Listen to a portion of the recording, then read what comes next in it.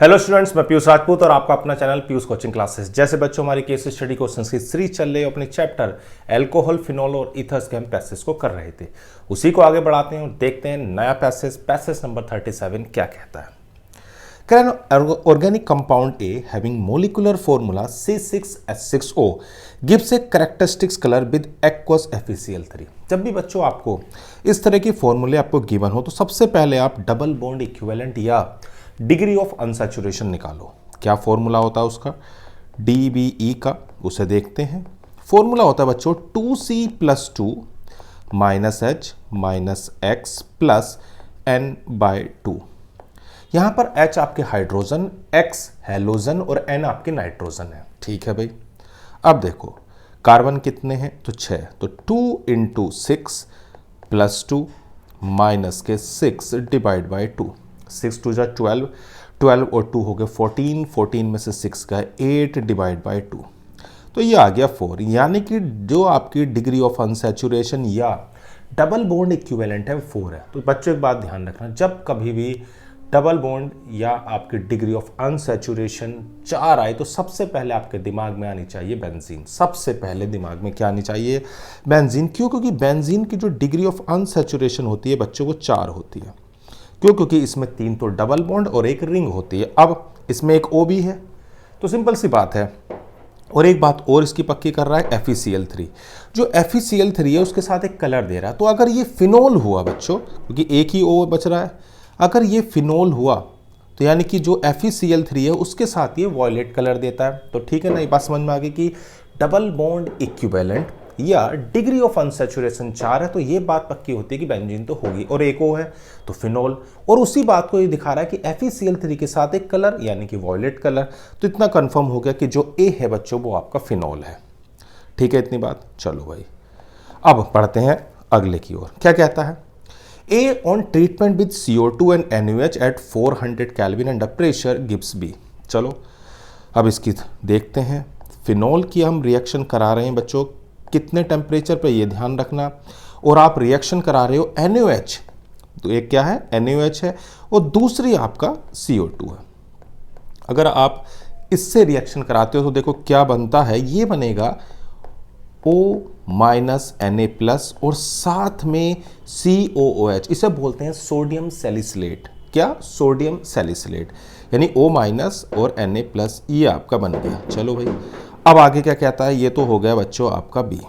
Clear है इतनी बात कि पहला हमारे पास फिनोल है, फिनोल की रिएक्शन अगर हम NaOH और CO2 से कराते हैं तो हमारे पास सोडियम सैलिसिलेट बनता है, जो हमारा B है। आगे बढ़ो तो A की भी दिक्कत खत्म होगी और B विच ऑन एसिडिफिकेशन। चलो भाई इसका एसिडिफिकेशन कराते हैं। तो देखो एसिडिफिकेशन कराने पर आपको क्या मिलेगा?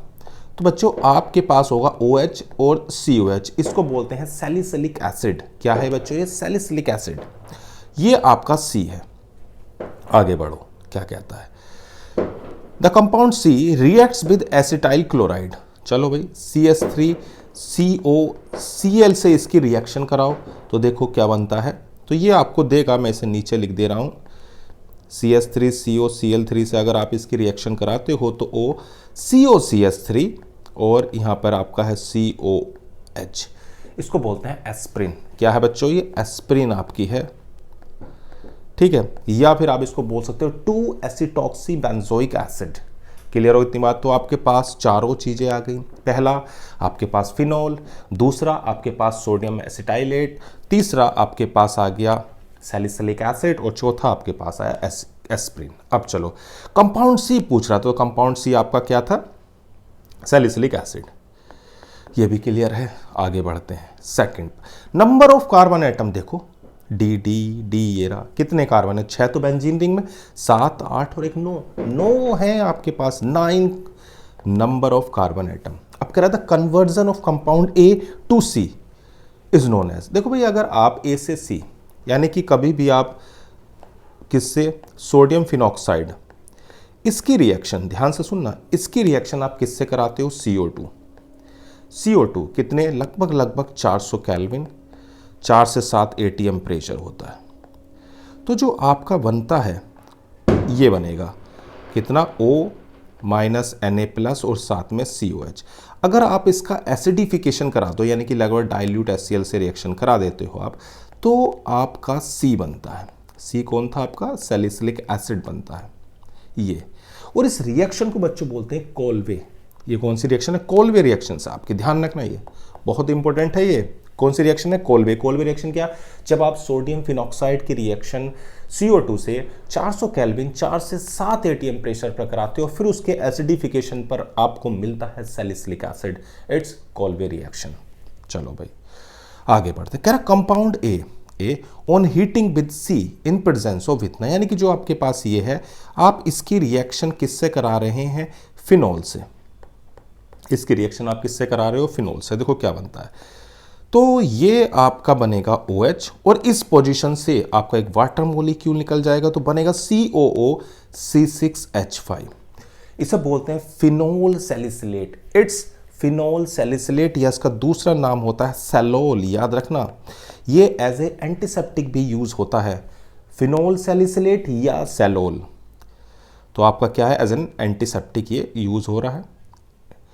चलो भाई, तो हमारे पास ये चारों क्लियर हो जाते हैं, कोई दिक्कत तो नहीं है। ओके, तो एक बार और देखते हैं पैसेज। सबसे पहले मैंने आपको बताया, जब भी इस तरह से मॉलिक्यूलर फॉर्मूला दिया हो तो आप उसका डबल बॉन्ड इक्विवेलेंट निकालो। अगर एक बार डबल बॉन्ड इक्विवेलेंट निकल गया तो इससे एक आइडिया हो जाता है कि आपके पास कितने डबल बॉन्ड इक्विवेलेंट हैं, तो कितने डबल बॉन्ड लगेंगे, रिंग होगी या। जब कभी भी आपके पास डबल बॉन्ड इक्विवेलेंट 4 है तो सबसे पहले आपके दिमाग में यही आना चाहिए, बेंजीन। और एक ओ था तो फिनोल, और उसी बात को हमारा पक्का करता है कि वो कलर दे रहा है FeCl3 के साथ, तो भैया फिनोल है, आपके साथ वॉयलेट कलर देता है। फिर आपकी मैंने बताया कि अगर आप उसकी लगभग 400 केल्विन और CO2 4 से 7 ATM प्रेशर पर रिएक्शन कराते हो और उसका एसिडिफिकेशन कराते हो, तो आपको क्या मिलता है? सैलिसिलिक एसिड मिलता है। It's Colway reaction. तो पैसेज बिल्कुल क्लियर हो गया। चलो अगला पैसेज देखते हैं बच्चों। पैसेज नंबर 38 बहुत इंपॉर्टेंट पैसेज है, ध्यान से सुनना बात को। Reimer Tiemann reaction introduce an aldehyde group on aromatic ring ortho to hydroxyl group. This is a general method for synthesize of substitute salicylaldehyde as ना। ठीक है, राइमर-टाइमन रिएक्शन बहुत इंपॉर्टेंट है, बोर्ड में आती ही है। Reimer Tiemann reaction is an example of, ध्यान रखना, राइमर-टाइमन रिएक्शन एक इलेक्ट्रोफिलिक सब्स्टिट्यूशन रिएक्शन होती है। कौन सी बच्चों? Electrophilic substitution reaction. इसके अंदर जो यूज होते हैं वो आपके NaOH और CHCl यानी कि Cl3 यानी क्लोरोफॉर्म यूज होता है ये एज ए रिएक्टेंट। ठीक है ना, इसे भी याद रखेंगे, NaOH और CHCl3 ये। अब देखो इसमें बनने वाला जो इंटरमीडिएट होता है बच्चों, वो इसका इंटरमीडिएट है कार्बीन। ध्यान रखना, क्या बनती है? Carbene, CCl2। ये आपकी कार्बीन होती है, ये इसका इंटरमीडिएट है, ये भी आप याद रखेंगे। ठीक है ना। अब आते हैं इसके क्या क्या रिएक्शन चल रही है, ए क्या है, ए क्या है। तो हम सबसे पहले फिनोल की रिएक्शन बच्चों, किससे? फिनोल की रिएक्शन हम किससे करा रहे हैं? CHCl3 और NaOH से कराते हैं। तो सबसे पहले क्या होता है देखो बच्चों, NaOH और CHCl3। तो सबसे पहले आपका फिनोल से बनता है फिनॉक्साइड आयन। क्या बनता है? फिनॉक्साइड आयन, ये बनता है। देखो ध्यान से, मैं इसको दिखा रहा हूं आपको। ये आपका यहां से एक H+ निकलेगा तो O- आएगा। अब ये जो आपके पाई इलेक्ट्रॉन दिखाई दे रहे हैं, ये इधर शिफ्ट होते हैं और ये आपका यहाँ डबल बॉन्ड बन जाएगा। तो कुछ ऐसे बनता हुआ आपको दिखेगा, कुछ ये यहाँ पर नेगेटिव और यहाँ पर आ जाएगा डबल बॉन्ड O। और जो CCl2 है वो कार्बीन है, और कार्बीन को इलेक्ट्रॉनों की ज़रूरत है, तो उसे कहाँ इलेक्ट्रॉन दिखाई दे रहे हैं? तो उसे दिखाई दे रहे हैं ऑर्थो पोजीशन पर, तुरंत अटैक कर देगा। तो भाई क्या बनेगा? ये बनेगा कुछ आपका बच्चों डबल बॉन्ड O, यहाँ पर है माइनस, ये आ जाएगा आपका C-Cl2, ये आ गया। और इस पोजीशन पे देखो एक H भी होगा, हाँ या ना। चलो भाई, अब क्या होता है? अब होता ये है कि ये जो H है ये आपका इधर और ये आपके इधर शिफ्ट हो जाते हैं और अपना फिर से बेंजीन रिंग नज़र आती है कुछ ऐसे O-। मैं इसकी रिएक्शन करा रहा हूँ, ये दिखाई देगा आपको, और यहाँ पर होगा CHCl2।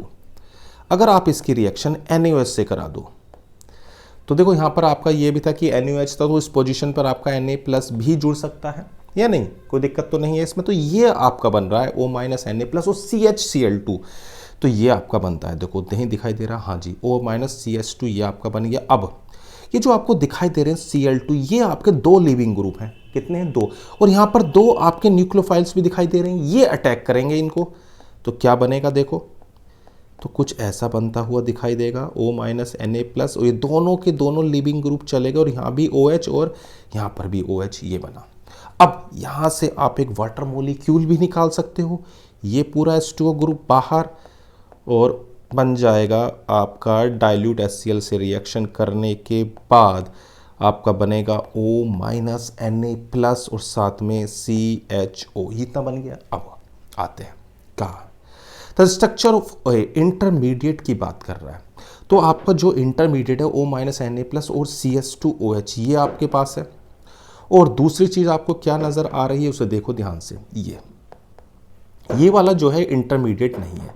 क्यों नहीं है? क्योंकि देखो ये चीज़ बनी है, इसके बाद रिएक्ट होने के बाद ये बना है, तो हमारा जो इंटरमीडिएट हुआ वो क्या बन रहा है, वो जो आपकी कार्बीन है वो अटैक कर रही है, वो आपका इंटरमीडिएट है। तो आपका हो गया O CHCl2। और फाइनल अगर देखो तो आपका क्या बनता है, इसमें सैलिसिलिक एल्डिहाइड बनता है, इसमें आपका सैलिसिलिक एल्डिहाइड, कोई दिक्कत तो नहीं है। तो इंटरमीडिएट भी समझ में आ गया कि हमारा हो क्या रहा है। जो भी हमारे पास फिनोल है, उस फिनोल पर आपका जो अटैक हो रहा है वो कार्बीन का फर्स्ट हो रहा है। 2 पोजीशन पर हो सकता है, ऑर्थो पर और पैरा पर, लेकिन जो ऑर्थो पोजीशन पर आपका अटैक हो रहा है वो ज़्यादा मेजर प्रोडक्ट बनाता है, क्योंकि उसमें आप देखोगे इंट्रा मोलिकुलर हाइड्रोजन बॉन्डिंग होती है। क्या होती है? ये फाइनल आपका देखो जो प्रोडक्ट बनेगा बच्चों वो ये होगा, ये यहाँ पर OH और ये आपका CHO। इंट्रामोलिकुलर हाइड्रोजन बॉन्डिंग की वजह से ये ज़्यादा स्टेबल होता है, ऑर्थो वाला। बनने को पैरा भी बनता, लेकिन मेजर आपका ऑर्थो होगा, जिसे हम बोलते हैं सैलिसिल एल्डिहाइड। तो ये आपके क्लियर हो गए बच्चों, कोई बड़ी बात नहीं थी, लेकिन इंपॉर्टेंट बहुत रिएक्शंस है, आपको बिल्कुल क्लियर हो गया होगा पैसेज। तो बच्चों आज की क्लास में सिर्फ इतना ही। Thank you.